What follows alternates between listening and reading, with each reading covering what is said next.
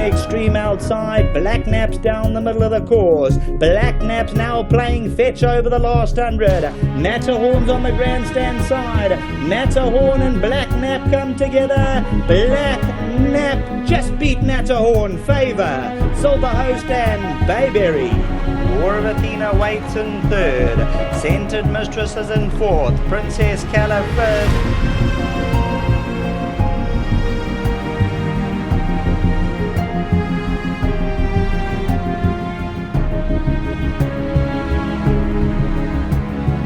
War of Athena's going to go in. At the 400 metre marker, Netta now takes on Only the Brave. War of Athena, Princess Calla looks for a way through. Hands and heel stuff. Grant Panicco's coming home.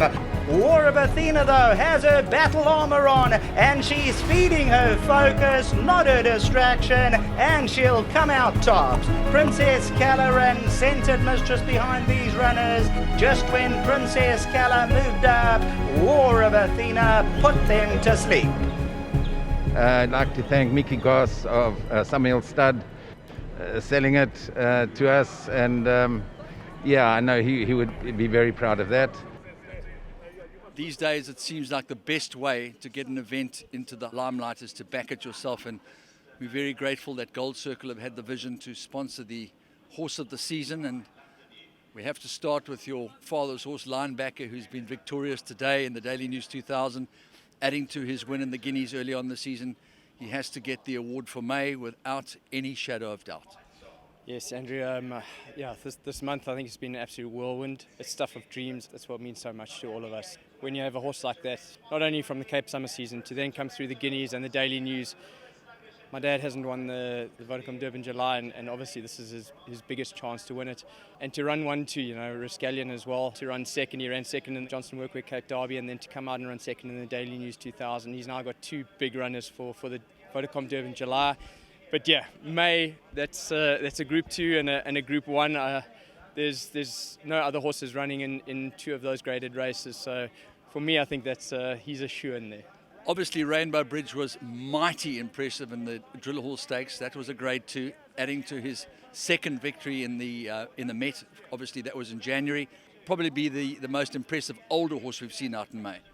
Absolutely, his win in the iOS Drill Hall Stakes was ultra impressive. A distance very much short of his best. He's played bridesmaid a couple of times now in big races, but his performance in the Met, the Cape Town Met this year, was superb. This is probably his best shot at the Vodacom Durban July as well. So he's going to be cherry ripe. He's obviously going to be involved in the Hollywood Bets Gold Challenge in June. But I think for Linebacker's sake, we're lucky that he didn't have a Group 1 in May as well. Otherwise, it would have been a very, very difficult task to separate those two. So we still got to see the best of Rainbow Bridge to come. You've opened a very interesting door for me now on the subject of Grade 1, Grade 2, because both the filly Captain's Ransom and War of Athena have now won 2 Grade 1 races, obviously with the fillies Guineas being Grade 1 in Cape Town and the Mallorca Stakes against older fillies. But I think the Classic and the way that War of Athena won the Woolhavington this afternoon, plus the Triple Tiara under her belt, would weight her very, very slightly ahead of Captain's Ransom at this moment. And there's still races to come, Andrew. For champion season, Justin Snaith has already said that Captain's Ransom is going to be aimed at the Johnson Workwear Garden Province Stakes on Vodacom Durban July Day. War of Athena, after her win in the Triple Tiara and winning today so impressively, she's definitely a big runner in the Vodacom Durban July as well, if they choose to go that route. I think for all racing enthusiasts, we'd love to see two of those 3-year-old fillies actually match up against each other, perhaps in the Garden Province Stakes and the Johnson Workwear Garden Province Stakes. But I have the feeling that War of Athena will take a tilt at the Vodacom Durban July, and it's, well, for champion 3-year-old filly, I wouldn't want to be trying to make that choice. I think it will depend on how they perform on Vodacom Durban July Day and which races they run in. Well, basically it's hers to lose now, because got the green light, cemented himself as the champion 3-year-old last season by running such a courageous race in the Vodacom Durban July at worse than weight for age terms behind Bulgarian, having won 2 Grade 1 races already, the Daily News and of course the Classic.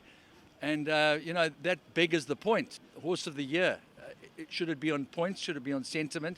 But the most important thing is the emotion of people, and the weight of Grade 1 races, particularly weight for age races?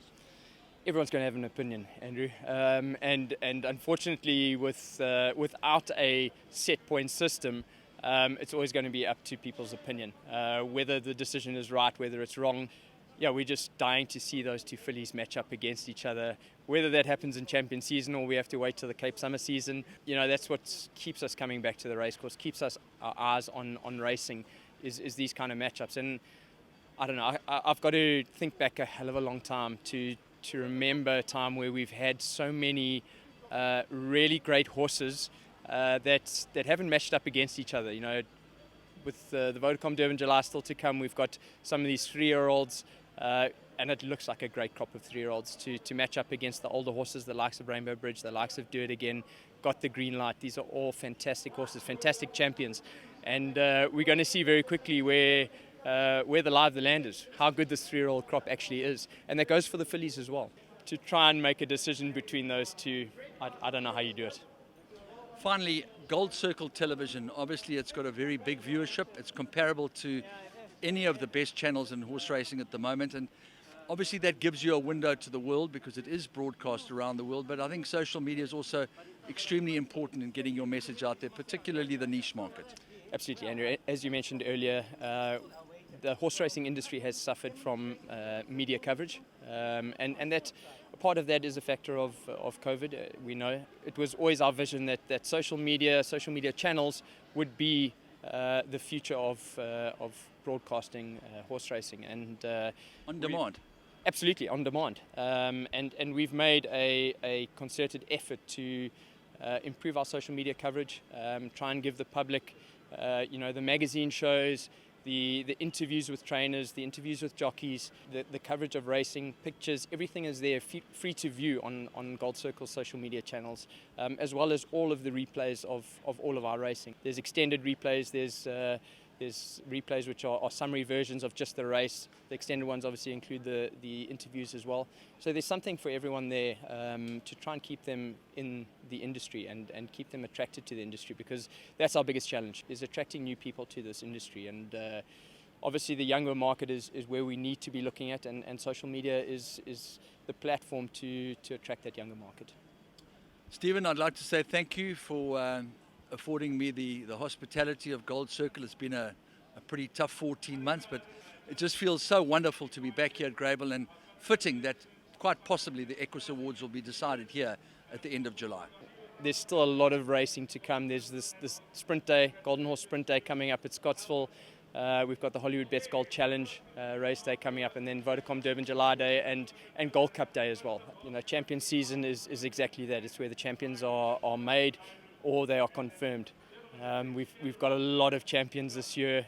This year it's on the last day of the racing season, fittingly, and you probably find a lot of those Equus Awards are going to be decided on that final day. So it's really building up to be a pinnacle event this year for champion season and for the whole racing season. Linebacker, gate 6, blue sleeves and cap. Going to look for some cover early on. It'll be interesting to see the tactics here going behind the drill at the 1600. In behind these runners, a linebacker 5 lengths off the leaders. Russian Rock towards the inside, the Grey Rascallion. Flying Carpet. Second base, Copper Mountain. They further back in the running, the Gatekeeper and Full Blast. Linebacker creeps a length closer. He's on the heels of Kometi Dung. Rascallion and Russian Rock. Second base, 9-10 lengths to go. Kometi Dung starts his run, and Linebacker comes to the extreme outside. At the 300-meter marker, Linebacker starts to come alive. Kometi Dung's along the inside. Linebacker's about to hit the front. Kometi Dung's going to make a race of it. Linebacker and Kometi Dung over the last 100. An eye-popping performance from Linebacker. Rascallion, Kometi Dung, and second base. He's Date with Destiny taking it to another level. Linebacker in a league of his own, and what makes the win even more impressive, he made his run up the outside, he hangs to the inside, the captain of all, Vaughan Marshall, the Gabblers, the Trooters, Claverflay Stud, and they win. Here's Grant Van Niekerk producing linebacker. He reels off the hat-trick. The punch in the air goes off at R1.90. So the punters say, Pepe, number 6, linebacker. It would be wrong of me not to mention the sponsors, the Daily News sponsors, as well as Gold Circle.